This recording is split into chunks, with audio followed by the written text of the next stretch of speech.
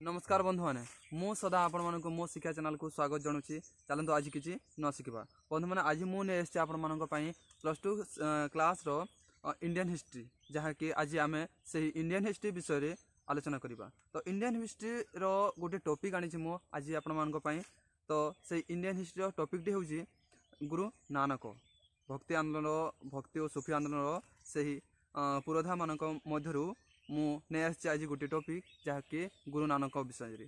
तो चलतु आज यही टॉपिक विषय आलोचना करबा। तो भक्ति आंदोलन अन्यतम पुरोधा थिले गुरु नानक। से 1469 ख्रीष्टाब्द लाहोर तालबंदी बा नानकान ग्राम एक क्षत्रिय परिवार रे से जन्मग्रहण करथिले। तांको पितांको नाम थिला कालू देवी बा कालाचंद। बाल्यकाल नानक शिक्षा प्रति आद्य आग्रह प्रकाश करिनथिले। से साधु सन्थों सहित सदासर्वदा आध्यात्मिक आलोचन लिप्त रहुथिले। तांकर एपरि वैराग्य भाव देखि तांको पिता कालुबेदी तांकु सुलखोइन नामक एक कन्याଙ୍କ सहित विवाह कराइथिले, जहाँकि विवाह संपर्क रे बांधी होइतिले सही नानक। जीविका अर्जन पाई से सुल्तानपुर ठारे सुल्तान दौलत खान लोदी अधीन शस्यागार रक्षक भाव नियुक्ति पाइतिले। मात्र से संसार प्रति वितस्पृह होई 30 वर्ष बयस उभय चाकरी और गृह त्याग करी एक सन्यासी जीवन यापन करथिले। से धर्म एवं ज्ञान लाभ करने से भारत भितरे तथा भारत बाहरे विभिन्न स्थान परिभ्रमण करथिले। तो परवर्ती समय रे रावी नदी तीरवर्ती करतारपुर ठारे आश्रम स्थापन करी से निज धर्मवाणी प्रचार करथिले। तांकर प्रिय शिष्य अंगदंकु निजर उत्तराधिकारी रूपे मनोनीत करी 1538 ख्रीष्टाब्द से इहलीला संवरण करथिले बा प्राण त्याग करथिले। तो बंधु माने से जेते भी कर्म करथिले, जो ज्ञान जो तांकर वाणी प्रसार करथिले ताहा आज चिरस्मरणीय होई रहिछि। चलो तो सही धर्मवाणी विषय रे आमे आलोचना करिबा। गुरु नानक हिंदू और मुसलमान मानक मध्य समन्वय रक्षा करिबा पाई आरंभ करथिले धर्म संस्कार आंदोलन, जहाँकि यही आंदोलन सारा भारत वर्ष रे व्यापी थिला। तो से निजर धर्मवाणी पंजाबी भाषा रे प्रचार करथिले। नानकंक वाणी सिख धर्मग्रंथ साहेब रे बा आदि ग्रंथ रे गुरुमुखी लिपि और पंजाबी भाषा रे आज पर्यंत ताहा लिपिबद्ध होई रहिछि। नानकंक धर्म प्रचार को सिख धर्म कहा जाए। से जो धर्म प्रचार करथिले ताहाको आमे समस्त सिख धर्म रूपे जानिछु।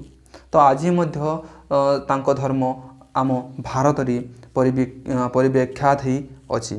तो बंधु माने से तांको धर्म रे आउ गोटे कथा कहथिले विश्व और ईश्वर।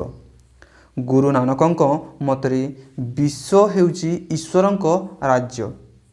यही पॉइंट से कहते विश्व और ईश्वर को मतांतर बा प्रभेद कौन, विश्व और ईश्वर कौन, से विषय इठारे से वर्णना करछंती। गुरु नानकंक मतरे विश्व हेउची ईश्वरंक राज्य।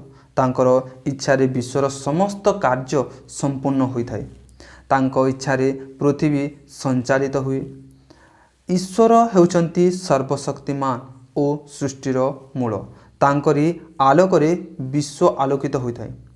आत्मार से निज जो तांकर तेरा ज्ञान तांको वाणी रे से ई विश्व विषय बा से ईश्वरंक विषय रे से आलोचना करी समस्तंकु सही रास्ता देखाउथिले। तो तापर अछि आत्मार निर्वाण।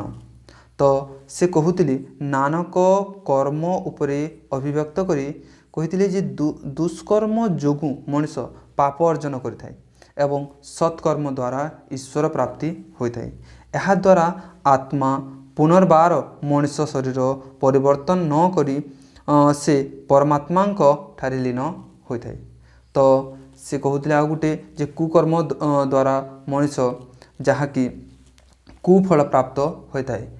ତ ତା ପରବର୍ତ୍ତୀ ପଏଣ୍ଟରେ ଅଛି ତ ଆତ୍ମସମର୍ପଣ।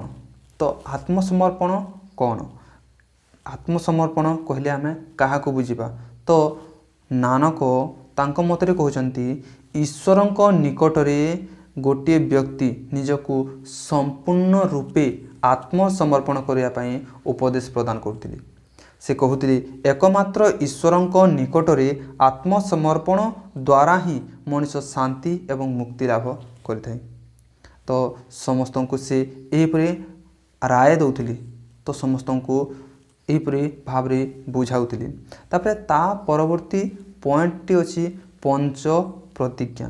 ତ ନାନକ ଯାହାକି ସେ ନିଜ ଧର୍ମବାଣୀରେ ପଞ୍ଚ ନୀତି ବା ପଞ୍ଚ ପ୍ରତିଜ୍ଞା ସମ୍ପର୍କରେ ମଣିଷକୁ ଶିକ୍ଷା ପ୍ରଦାନ କରିଥିଲେ। ସେଗୁଡ଼ିକ ହେଲା ନାନକ ପ୍ରଥମ ହେଲା ତ ନାନକ କହୁଛନ୍ତି ପ୍ରଥମ ଯାହାକି ପଞ୍ଚ ପ୍ରତିଜ୍ଞାରେ ନାମ ଅଛି। ତ ତାପରେ ଅଛି ପ୍ରଭୁଙ୍କର ଗୁଣ କୀର୍ତ୍ତନ କରିବା, ତାପରେ ଅଛି ଦାନ, ତାପରେ ଅଛି ସେବା ଏବଂ ଈଶ୍ୱରଙ୍କ ଲାଷ୍ଟରେ ଅଛି ଈଶ୍ୱରଙ୍କୁ ସିମରନ ବା ପ୍ରଭୁଙ୍କୁ ସ୍ମରଣ କରିବା। ଏହା ଯାହାକି ପଞ୍ଚ ପ୍ରତିଜ୍ଞା। ପୁଣି ଆଉ ଥରେ କହୁଛି, ପ୍ରଥମେ ହେଲା ନାମ, ତାପରେ ହେଲା ପ୍ରଭୁଙ୍କର ଗୁଣ କୀର୍ତ୍ତନ କରିବା, ତାପରେ ହେଲା ଦାନ କରିବା, ତାପରେ ହେଲା ସେବା କରିବା ଏବଂ ଶେଷରେ ସେହି ଈଶ୍ୱରଙ୍କୁ ସ୍ମରଣ କରିବା ବା ସିମରନ କରିବା। ତ ତାପରେ ପରବର୍ତ୍ତୀ ପଏଣ୍ଟ ସେ କହୁଛନ୍ତି ଚିତ୍ତଶୁଦ୍ଧି ଓ ଉତ୍ତମ ଚରିତ୍ର। ଯଦି ମଣିଷ ନିଜର ଚରିତ୍ର ଶୁଦ୍ଧ ନ ରଖେ ତାହେଲେ ବହୁ